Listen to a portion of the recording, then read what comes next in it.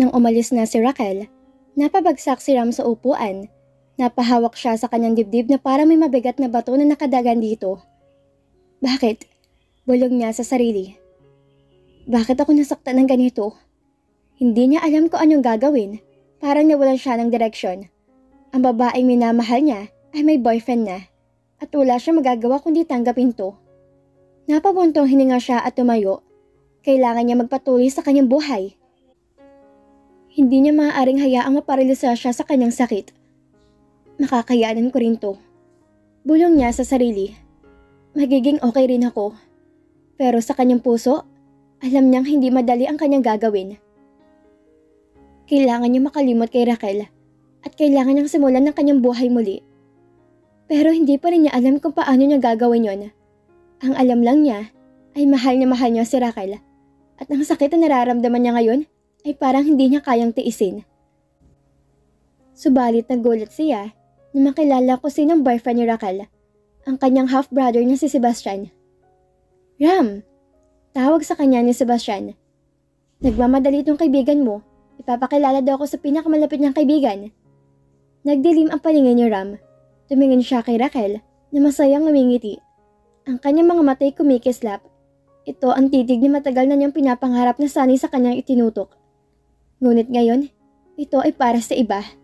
Para sa isang taong lubos niyang kilala. Oh, di ba Ram? Hindi ko nasabi sa'yo na naligaw sa akin ang kapatid mo. Sabi ni Raquel. Ang boses nito'y puno ng kasiyahan. Ang kanyang kapatid na lalaki, si Sebastian. Ang taong siya laging itinuturing na karibal sa pagmamahal ni Raquel. Kahit na hindi niya kayang aminin ko sa sarili. Naramdaman ni Ram ang isang alon ng pag-aalinlangan. Hindi niya maunawaan na ang taong lihim niyang hinahangaan sa mga taon, ang taong lihim niyang pinapangarap na makasama, ay ngayon inakikipag-date sa kanyang sariling kapatid. Oo. Nangangalabit si Ram. Nagtatakang magtipon ng kanyang katinuan. Hindi ko alam. Bago pa lang kami nagde-date. Sabi ni Sebastian. Ang boses nito'y mainit at magiliw. Ngunit si Raquel ay kamangha-mangha at ako'y tunay na mapasaya na makasama siya. Tumango na lamang si Ram. Nararamdaman ng kakaibang halo ng damdamin. Siyempre, masaya siya para kay Raquel. Ngunit hindi niya maalis ang damdamin niyang pagkadismaya. Ang pangarap na matagal niyang hinawakan, ang pangarap na makasama si Raquel, ay ngayon ay wasak na.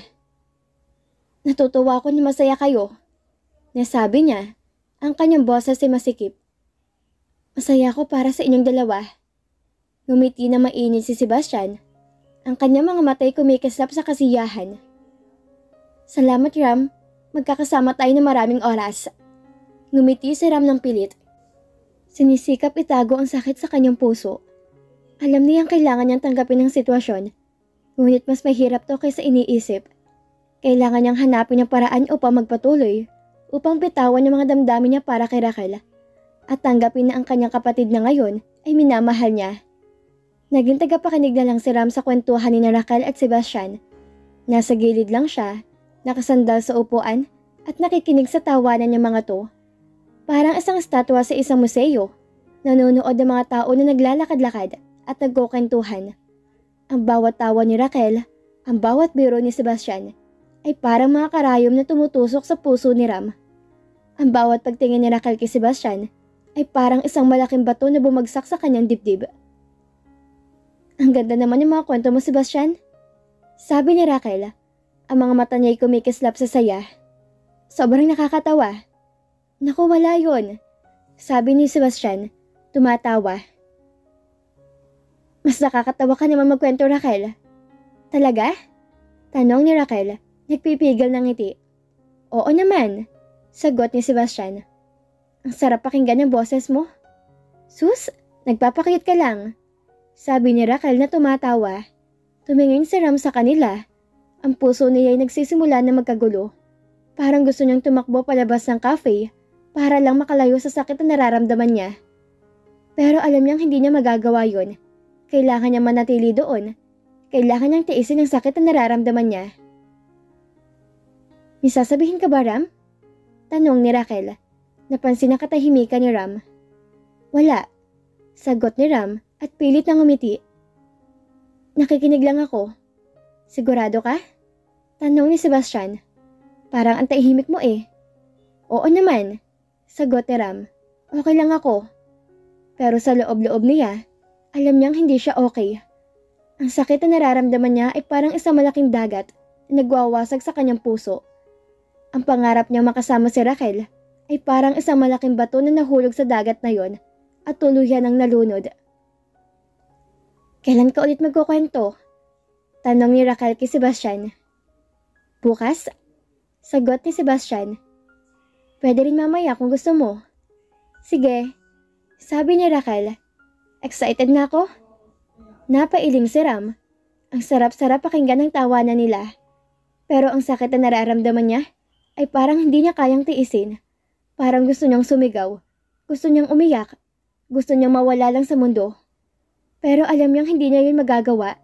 Kailangan niyang manatili doon. Kailangan niyang tiisin ang sakit na nararamdaman niya. Kailangan niya magpatuloy sa kanyang buhay. Kahit na ang puso niya nasasaktan.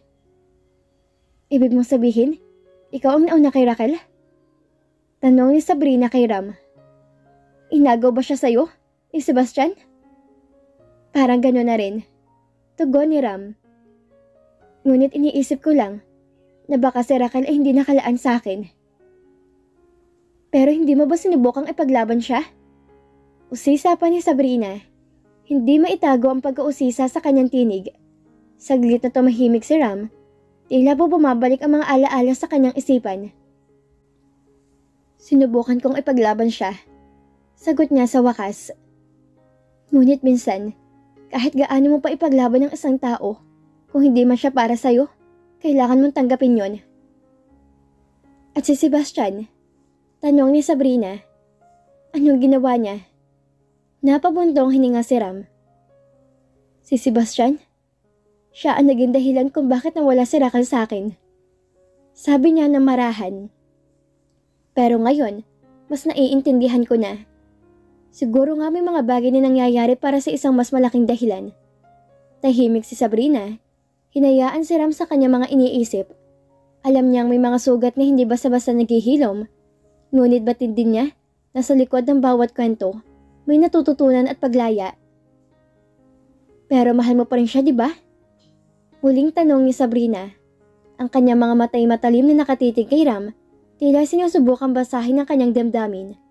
Umiling si Ram, bahagyang ngumingiti, ngunit may lungkot sa kanyang mga mata. Hindi na. Hindi ko na siya mahal. Amin niya.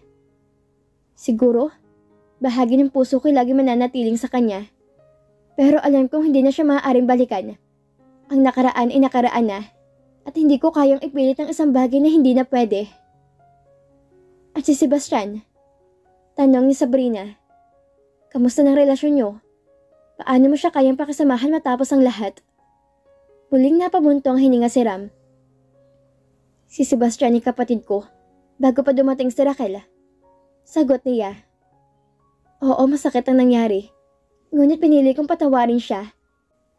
Alam ko may dahilan ng lahat ng to, at mas pinili kong bitawan ng galit kaysa magkimkim ng sama ng loob. Tahimik na tumango si Sabrina, tila ba nag-iisip. Ngumiti niyang bahagya si Ram. Hindi to lagi madali, Sabrina. Pero alam kong sa bawat sakit at pagsubok, may darating na bagong simula. At siguro, oras na para bitawan yung mga bagay na hindi ko na mababago at magpatuloy sa sarili kong landas. Ngayon, may nagpapatibok na ulit ang puso mo? Tanong ni Sabrina sa kanya. Bigla niya tong tiningnan. Alam mong sagot dyan, sinabi ko na yun sa'yo. Ngunit ano, kay Sebastian ka din.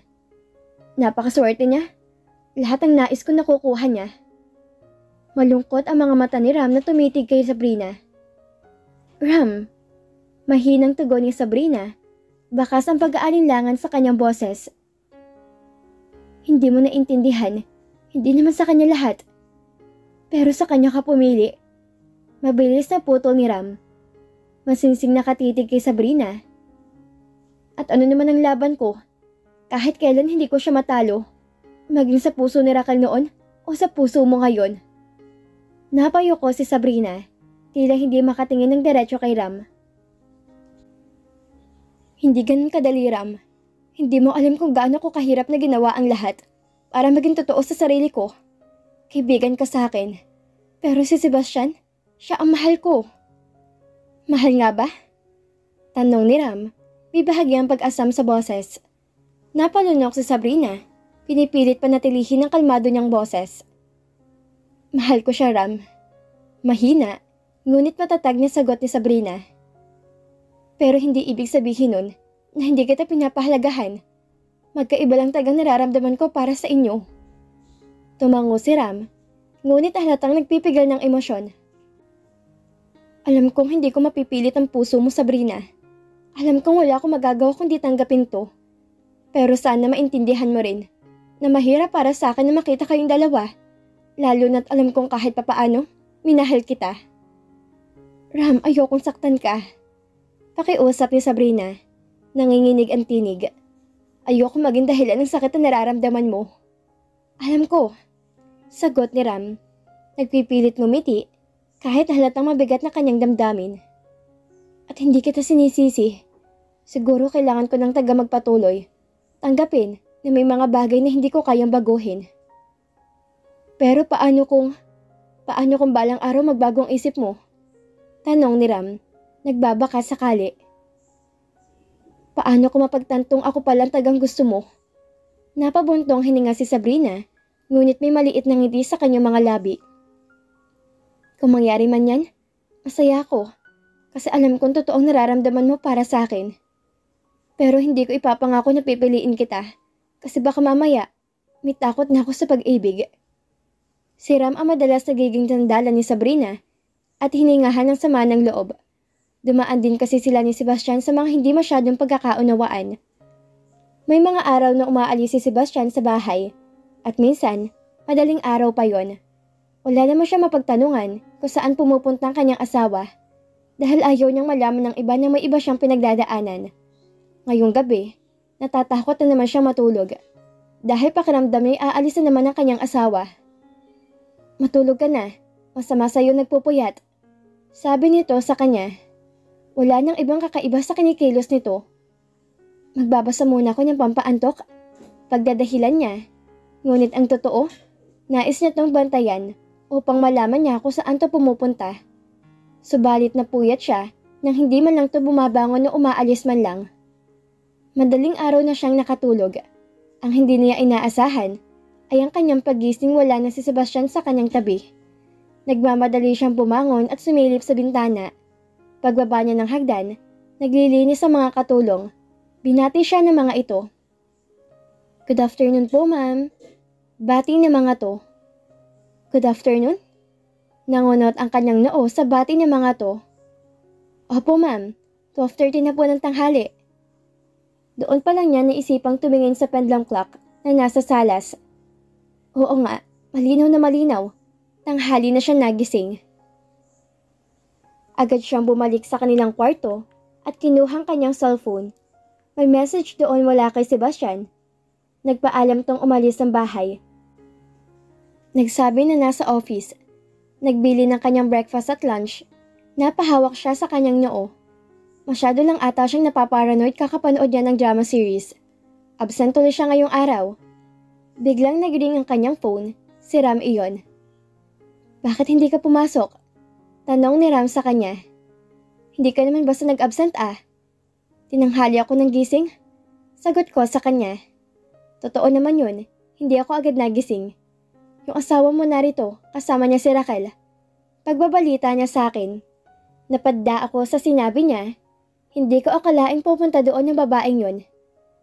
Sinadya ba niya na hindi ako gisingin upang magsolo silang dalawa? Pero imposible naman. Wala namang nabanggit si Sebastian sa kanya na tungkol sa mga bagay na yan. Hindi nito nasabi sa kanya na pupunta si Raquel doon. Sabrina, hello, nandiyan ka pa ba?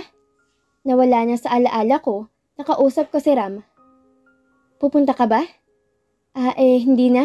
Dito na lang ako sa bahay. Alam ko namang may dahilan, kaya siya nagpunta dyan. Okay lang naman yun sa akin. Sagot ko sa kanya. Sigurado ka ba? Okay ka lang ba talaga?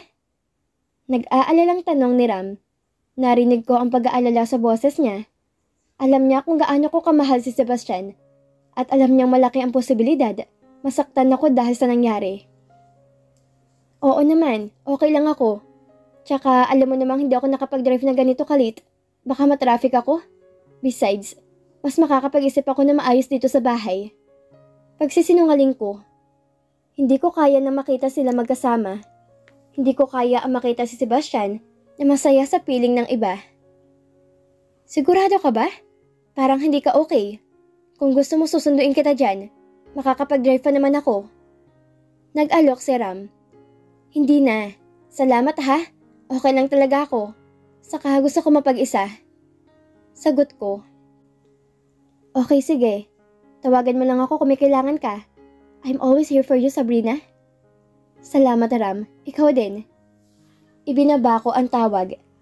Nahiga ako sa kama at tumingin sa kisame. Ang sakit. Ang sakit ng puso ko. Parang may kumirol sa dibdib ko. Kasama ng aking asawang kanyang ex sa opisina. Hindi siya ginising nito kaninang umaga. Hindi man niya pwedeng kumprontahin si Sebastian kasi lihim ang kanilang pagiging mag-asawa sa kanilang opisina. Napabuntong hininga siya. Ang bigat ng sikreto nilang dalawa ni Sebastian. Ang sarap sana magalit, magtampo, at magtanong kay Sebastian. Pero alam niyang hindi ito maaari. Ang pagiging lihim ng relasyon nila ay para sa kabubuti ng lahat, lalo na para sa kanya. Napahawak siya sa kanyang dibdib. Ang sakit. Parang may kung anong mabigat na nakapatong sa puso niya. Hindi niya maipaliwanag ang kanyang nararamdaman. Selos? Oo siguro, pero may halong pag-aalala rin. Paano kami namagitan sa kanila ni Raquel? Paano kung hindi siya mahalin ni Sebastian? Huwag ka mag-isip na kung ano-ano, Sabrina. Bulong niya sa kanyang sarili. Wala namang nangyari. Nag-uusap lang sila sa trabaho. At saka mahal ka ni Sebastian. Pero ang mga tanong ay patuloy na bumabagabag sa isip niya. Kailangan niya maging kalmado lang. Kailangan niya magtiwala kay Sebastian. Kaya mo to, Sabrina. Bulong niya ulit. Tumayo siya at naglakad patungo sa kusina.